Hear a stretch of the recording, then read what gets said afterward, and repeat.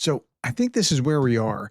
We're over here in this is actual image of NATO right now. My calculations indicate that we're boiling alive, says the Baltic states, and maybe Poland, maybe Romania is feeling this right now. USA, I don't feel anything. Europe, alarmist. Well, the Western Europe might not be thinking that for too long. Right now, it feels like Western Europe's waking up that the USA doesn't feel anything. In fact, here we'll look at this. Euromaidan Press, European allies question Trump's NATO commitment. With the U.S. administration, we can't rely on anything, but we have to pretend that we could, said a senior German official. Another quote, no one in NATO has been particularly reassured by the U.S. at this point. Washington's silence has been almost deafening, says an Eastern European diplomat. Or this third one, this episode underscores that Trump, in contrast to every president since Roosevelt, does not see Europe's security as fundamental to American security, says the former U.S. NATO ambassador. Trump's reaction on Truth Social the other day was just chilling. On 10 September, the incident involving 19 Russian drones, he said, well, it could have been a mistake. It wasn't a mistake. Okay. Well, what has Putin been up to since the Alaska summit? Well, they launched a record number of drones against Ukraine. They threatened to kill any future foreign troops in Ukraine, kept derailing peace talks, even invited Zelensky to Moscow just to prove the point that they weren't actually going to do anything serious. They went off to China, where they said that he wants to live to be 150, sent drones to strike Poland, and even sent one for a stroll into Romania. So that's where we've been since then. So now foreign troops have been allowed to enter Poland. President Naraki signed a resolution consenting to the presence of foreign forces from NATO member states in the country. This was announced by the Polish National Security Bureau. Now, Mike Johnson is talking about a good game about like, hey, we're interested. We want to get this done. Mike Johnson says it's long past time for tough sanctions on Russia, calling the moment desperate times demanding desperate measures. He expressed strong congressional support and willingness to work with the White House and Senate, but he emphasized no action will be taken without alignment with Trump. And that's really the sticking point right now, because the senators, they actually have a plan. Like, let's look at this. This is from the Kyiv Post. And here we see a pair of leading U.S. lawmakers from the Republican Party is attempting to a high-risk, high-reward legislative maneuver to impose sweeping new sanctions on Russia.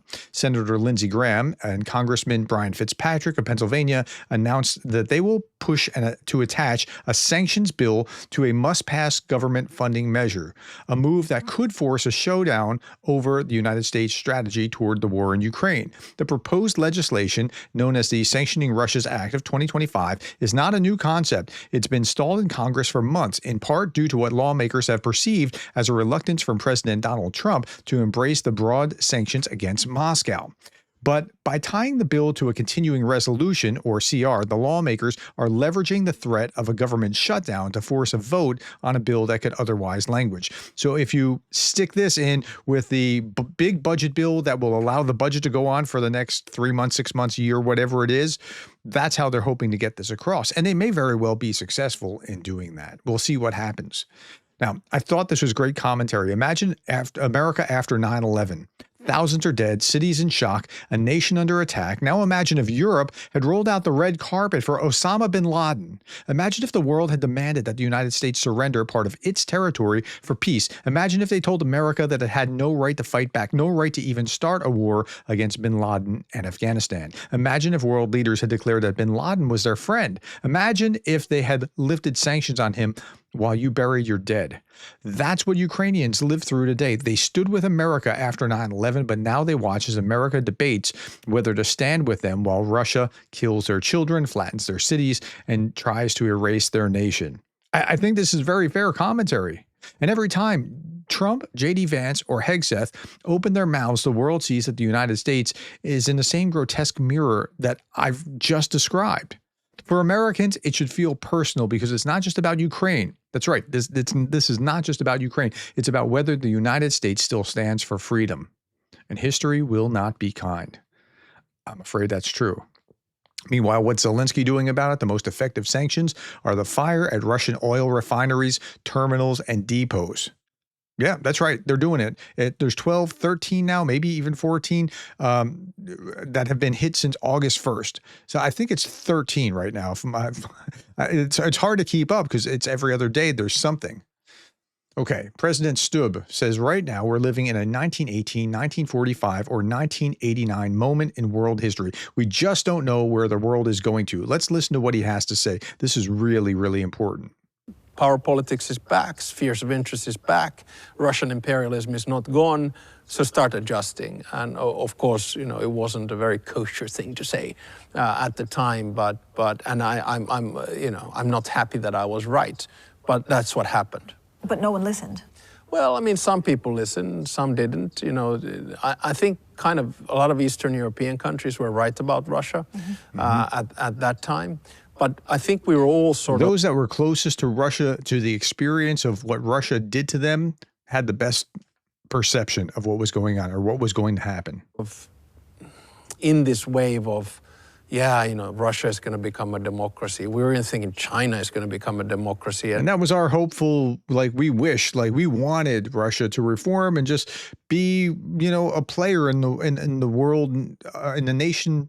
A nation that was turning away from what it was into a democracy that wanted to just play nice with the rest of the world, and that just did not happen. And, you know, if there is technological advancement, if there is freedom, people are going to use it. There was Arab Spring, et cetera, et cetera. But my argument, big argument, is that right now we're living in a 1918, 1945, or 1989 moment in world history. And now we're in a similar situation. We just don't know where the world is going to go. Yeah. So 1918, end of World War I, and what's going to happen there? 1945, end of World War II, but that turned into the Cold War, or 1989, when the Soviet Union started to collapse, 1990, 1991, and then they kind of dissolved. And what's going to happen? We just don't know. We just can't tell. Meanwhile, Keith Kellogg was in Kyiv. Kellogg, if Putin was winning, he'd be in Kyiv, west of the Dnipro, on Odessa. He'd have changed the government. Russia is losing.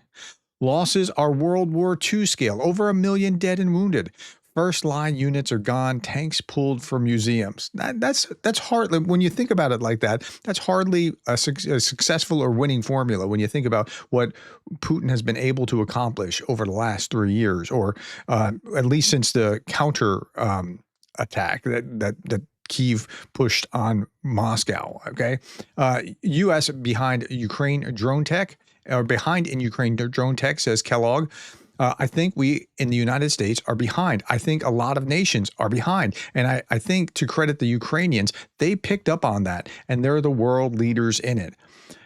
Look, Poland's finding this out right now. So is Romania, unfortunately. Like, the NATO nations are realizing, we don't have the thing. We could shoot it down, but it's going to be cost prohibitive for us to be able to do that. So, you know, maybe that's not the best plan.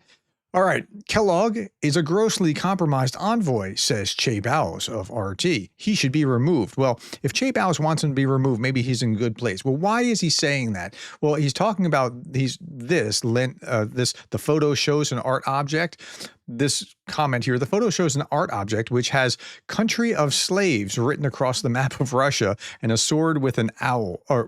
Sword with an owl. Here, this is "country of slaves" with a sword with an owl pushing on it. And while Kellogg is musing about cats, it's a very subtle and cunning diplomacy. Mr. Envoy, Moscow will appreciate it. Well, cat is a unique symbol for the Ukrainian people, one of security and safety.